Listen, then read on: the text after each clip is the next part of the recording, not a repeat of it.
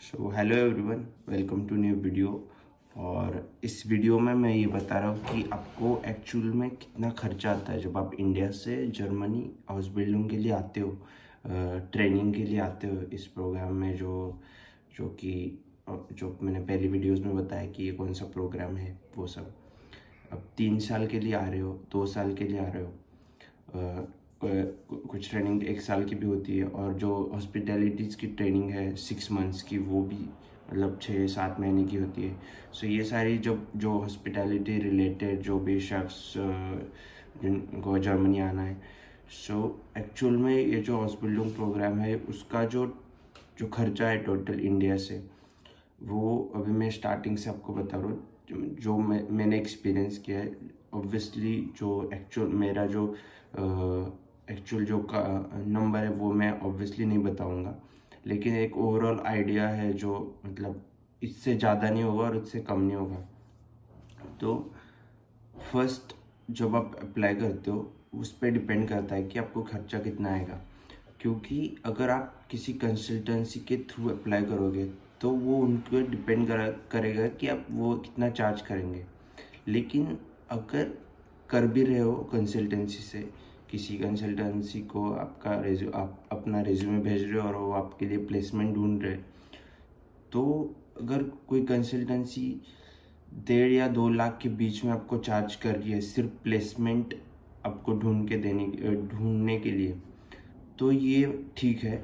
इससे 2 लाख से ज़्यादा और मतलब बहुत ज़्यादा अमाउंट हो जाता है, उतनी ज़रूरत नहीं है पे करने के लिए, क्योंकि उसमें सब सब इंक्लूड हो जाएगा आपका। फिर तो इतना अमाउंट ठीक है, क्योंकि ये 3 साल का प्रोग्राम है, आप पैसे भी अर्न करते हो, फिर आपको पढ़ने को भी मिलता है, और फिर ऑब्वियसली कंसल्टेंसी आपके लिए प्लेसमेंट वो सब मतलब सारे डॉक्यूमेंट्स ये सारी चीज़ों में आपकी हेल्प करती है।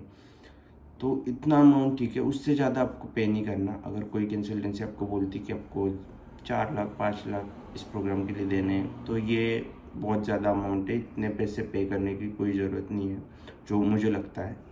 और फिर उसके ये होगा एक पार्ट, उसमें आपको थोड़ा और ज़्यादा खर्चा हो जाएगा। फिर कंसल्टेंसी को आप पे करोगे, फिर आपको वीज़ा के लिए अभी आते हैं वीज़ा पे। वीज़ा में कैसे होता है, अगर आप जो नॉर्मल फ़ीस है आप वीज़ा की वो 6,000 7,000 वो डिपेंड करेगी, मतलब चेंज होता है वो हर टाइम।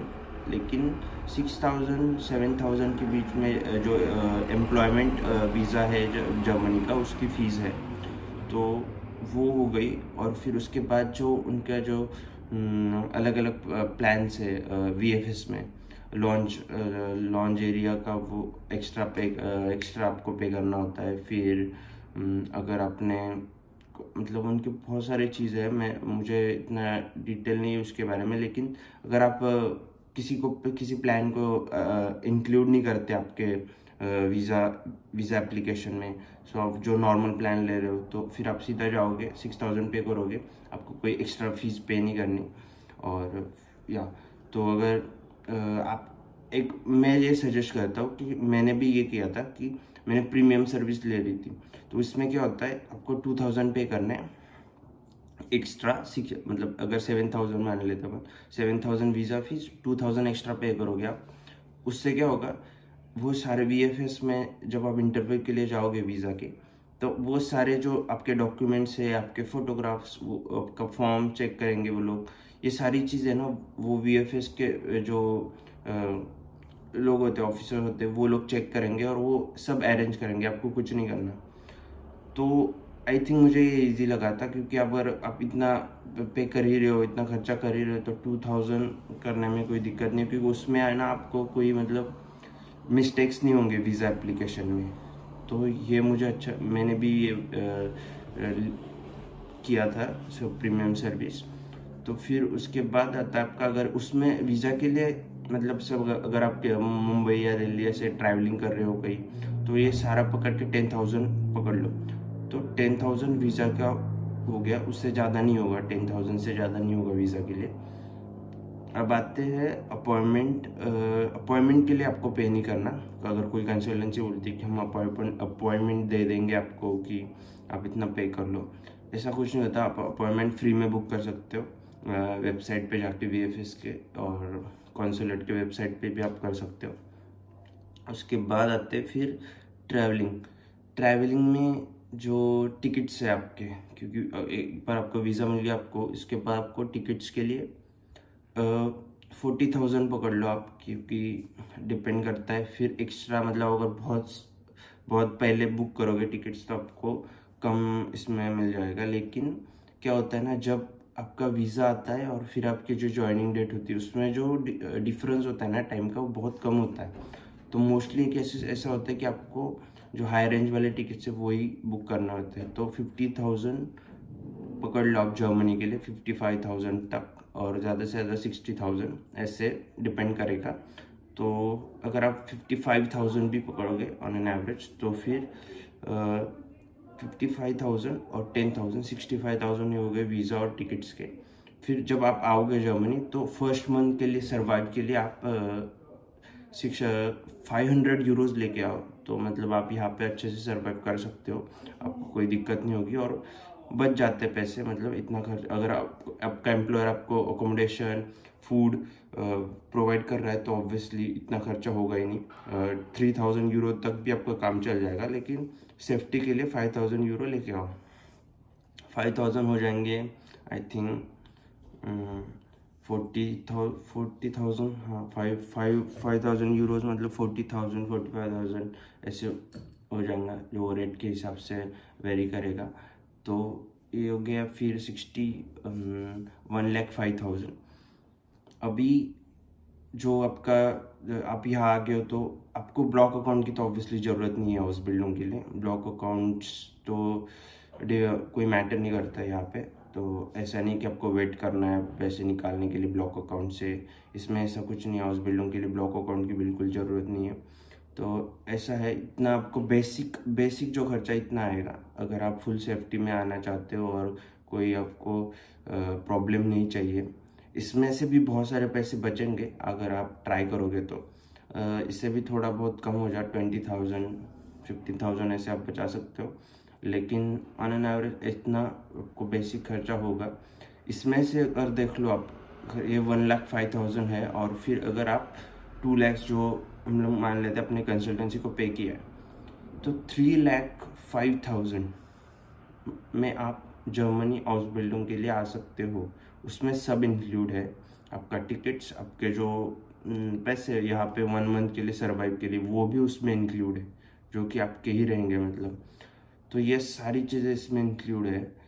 3 लाख से ज़्यादा आपको पे नहीं करना कहीं पे भी, और 3 लाख से ज़्यादा खर्चा आपका होगा भी नहीं। अगर आप बहुत ही मतलब वो डिपेंड करेगा, अगर आप फ्लाइट बिजनेस क्लास की बुक करोगे, फिर मतलब ये सारी चीज़ें अगर आप एक्स्ट्रा करोगे तो ऑब्वियसली खर्चा ज़्यादा होगा। लेकिन ये इतना बेसिक है, इससे ज़्यादा मुझे नहीं लगता खर्चा हो सकता है। और अगर इसमें से देखो, फिर आप प्लेसमेंट अगर आपने खुद ने ढूंढी है, अगर आपने खुद सब ट्राई सारे डॉक्यूमेंट्स जो कॉन्ट्रैक्ट है, ये सारी चीज़ें एम्प्लॉयर से बात करके सब खुद ने किया है ऑनलाइन अप्लाई करके, तो वो 2 लाख फिर कंसल्टेंसी के हटा दो, और फिर आपको 1 लाख, ज़्यादा से ज़्यादा 1.5 लाख में काम हो जाएगा आपका। इतना भी कुछ खर्चा नहीं होगा आपका। अगर कोई एम्प्लॉयर आपसे पैसे मांग रहा है तो फिर मोस्टली केसेस में एम्प्लॉयर पैसे नहीं मांगता, क्योंकि एम्प्लॉयर को आपकी ज़रूरत होती है, क्योंकि वो ऐसा होता ही नहीं है कि एम्प्लॉयर आपको पैसे मांग रहा है कि मैं जॉब दे रहा हूँ और आप आ जाओ, ऐसा नहीं होता। एम्प्लॉयर कभी हाउस बिल्डिंग के लिए पैसे नहीं मांगता कि मुझे इतना पैसे चाहिए, वो सब। ऑब्वियसली कुछ डॉक्यूमेंट्स होते हैं, जो फॉर्म्स होते हैं कॉन्ट्रैक्ट, उनको बनाने में खर्चा आता है यहाँ पे, जो एम्प्लॉयर पे करता है गवर्नमेंट बॉडीज़ को, वो सारी चीज़ें होती है। लेकिन ऐसा कोई एक्स्ट्रा अमाउंट है वो, ऐसे सारी चीज़ें नहीं होती। आपका हाँ ऑब्वियसली इंश्योरेंस आपको चाहिए, जो कि आई थिंक 10,000 में हाँ हो जाता है वो वीज़ा के लिए। 1,000 का इंश्योरेंस आप ले लो, ट्रैवल इंश्योरेंस, तो उसमें इंक्लूड हो जाएगा वो। तो ट्रैवल इंश्योरेंस भी होगा, फिर यहाँ के आपको जो हेल्थ इंश्योरेंस है उसमें वो भी आपको एम्प्लॉयर करके देता है। सो वो और फिर वो आपके सैलरी से कट होंगे पैसे, ये सारी चीज़ें होती है। उसके बारे में मैं एक डिटेल वीडियो फिर बनाऊंगा आगे। हाँ, तो इतना है बेसिक जो आपको पे करना है, और इससे ज़्यादा मुझे नहीं लगता कि वर्थ रहेगा पे करना। और आते फिर ये सारी जो चीज़ें होगी, अगर फिर इसमें अगर हम लोग लैंग्वेज का भी इंक्लूड कर लेंगे, जो अपने लैंग्वेज सीखी है जर्मन लैंग्वेज, तो इसमें फिर अगर प्राइवेट क्लास आपने ज्वाइन किया तो 15,000 पकड़ लो एक लेवल का, तो 45,000 हो गए।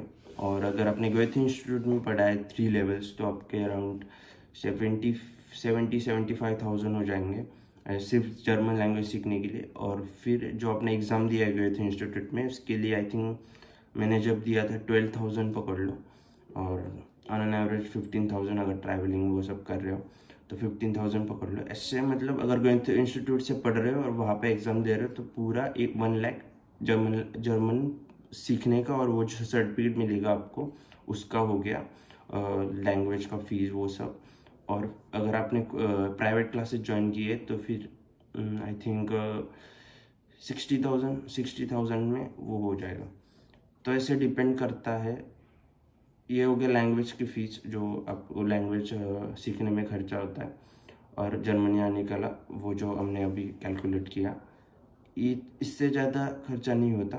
और यही बस यही रिक्वायरमेंट्स है हाउस बिल्डिंग के लिए। किसी भी फील्ड में आप हाउस बिल्डिंग करो, ऐसा नहीं कि इस हाउस बिल्डिंग के लिए थोड़ा ज़्यादा है, ऐसा कुछ नहीं है, सेम है।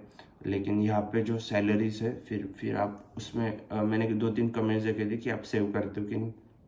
ऑब्वियसली जब आप इंडिया से आते हो तो जो एम्प्लॉयर आपको हायर करता है वो उसको पता होता है कि लोग आ रहे तो ऑब्वियसली पैसे सेव करने के लिए आ रहे, तो वो आपको उतना पे करता है जो भी उनका हाउस बिल्डिंग का स्टैंडर्ड है, उससे आप पैसे आप सर्वाइव कर सको यहाँ पे। और जब आप सीख रहे हो तो आप पैसे भी बचा पाओ, और ये उसको पता होता है एम्प्लॉयर को। सो ये सारी चीज़ें होती है, और इससे ज़्यादा आपको अगर कोई बोल रहा है कि पे करना है तो मुझे ऐसा लगता है कि वर्थ नहीं होगा।